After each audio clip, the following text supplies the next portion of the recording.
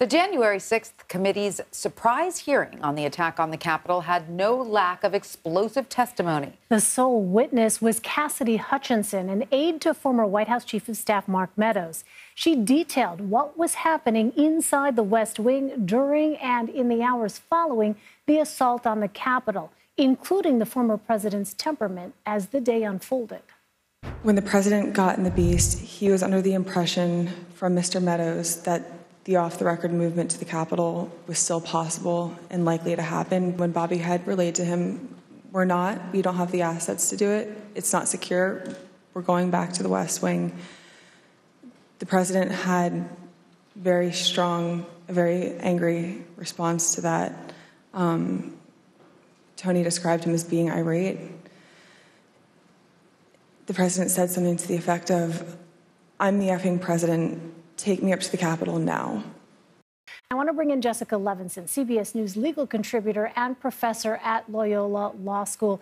Jessica, thanks very much for being with us. So Cassidy Hutchinson revealed this stunning account of former President Trump actually physically going after his security chief inside the presidential limo known as the Beast, after the former president was told he could not join his supporters while they marched on the Capitol on January 6th. Let's listen to some of that. The president reached up towards the front of the vehicle to grab at the steering wheel. Mr. Engel grabbed his arm, said, "Sir, you need to take your hand off the steering wheel. We're going back to the West Wing. We're not going to the Capitol." Mr. Trump then used his free hand to lunge towards Bobby Engel. And when Mr. Renato had recounted this story to me, he had motioned towards his clavicles. Extraordinary details there, Jessica. How revealing was her testimony today?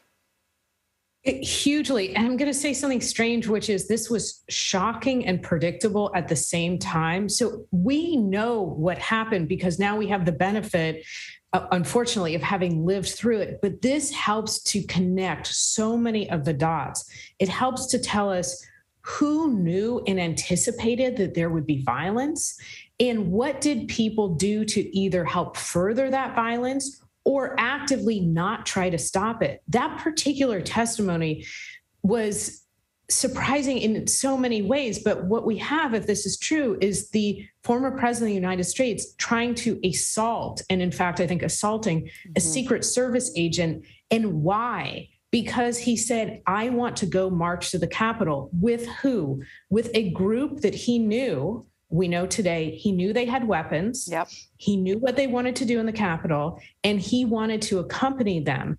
Now, I'm not making a declarative, this is absolutely legally true statement, but if you want to come to, I think, a logical conclusion, it's the president of the United States trying to be part of a coup at the Capitol. So Jessica, not just...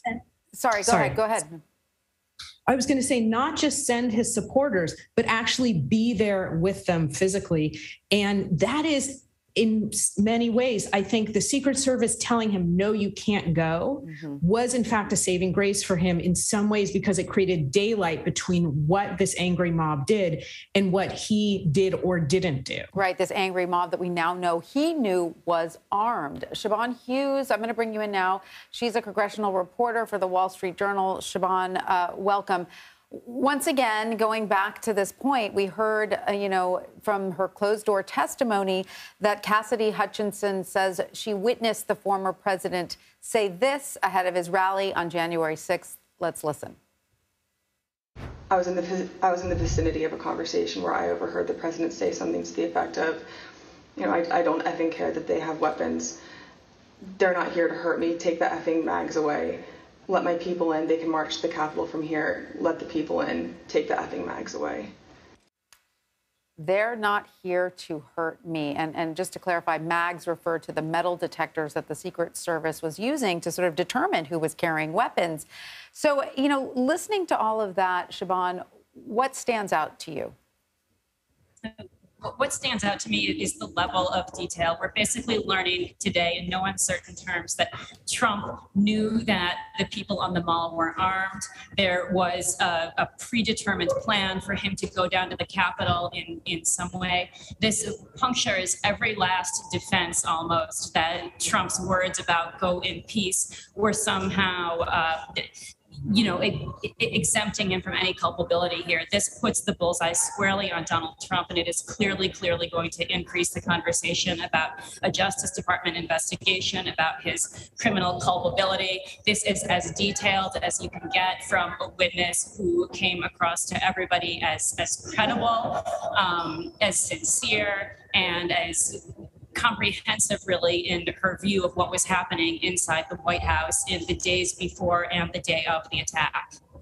Jessica, the committee established just how much access Cassidy Hutchinson had, that it was extremely close access to former President Trump's inner circle ahead of January 6th, including his former attorney, Rudy Giuliani. Let's listen to some of that.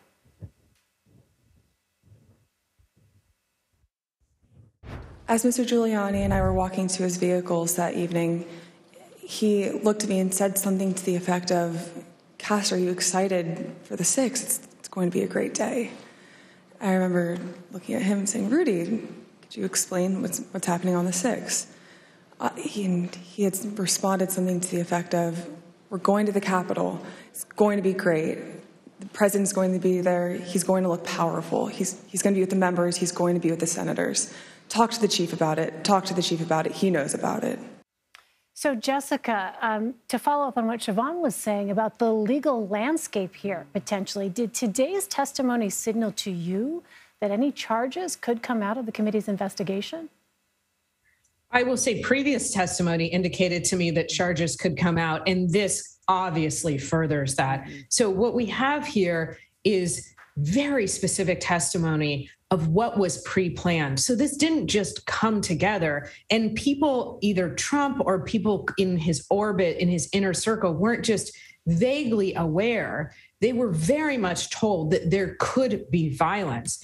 And there is, in fact, some testimony that they might be involved in helping to plan that in the war rooms. Now, we need to hear more about that, but there are much more specific lines, again, that were connected that we're going to need for a charge under the federal criminal code. Again, step one, not just awareness, but in fact, in some cases, intent, desire for something to happen. Then what occurs next? Something does, in fact, happen. There is, in fact, a riot in the Capitol. We now know the president wanted to be there, and then the president fails to act. A failure to act is still significant. Mm-hmm. And so I think, in watching the commentary on social media quickly, I don't know how many people posted some version of Merrick Garland, "Are you listening? Where are you, Merrick Garland?" We can think about things like seditious conspiracy. We can think about other things that we've already talked about together, like obstruction of a congressional proceeding, conspiracy to defraud the U.S. government.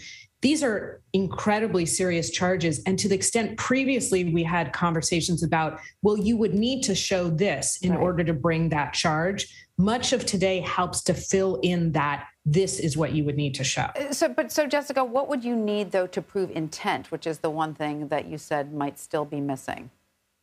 So I think that we are getting, frankly, much closer to intent, if not there. I believe that there are members of the Department of Justice who likely at this point have said, "I've heard enough, and let's see which provision or provisions of the criminal code we're going to move forward on." So intent, you have to prove by testimony like this. What was the president told? What did he say to other people? Unless you get the former president himself saying, "Here's what I wanted."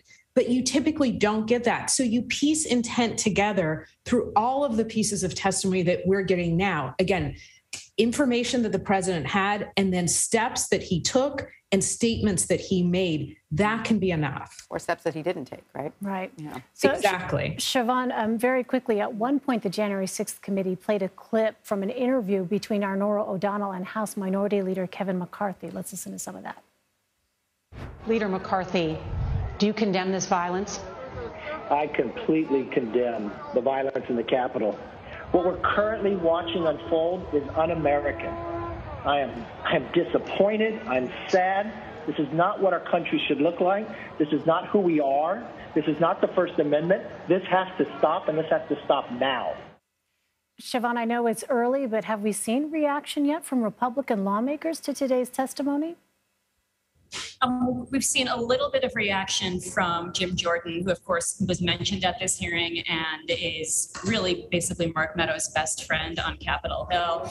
He was pointing out some of the statements about march in peace, but that defense strikes me as totally dwarfed by the testimony that we heard today, and in no way stands up to the detail that Ms. Hutchinson provided. All right. Well, Jessica Levinson and Siobhan Hughes, a riveting day of testimony, Absolutely. as we said. So many revelations. So many revelations. Thank you very much.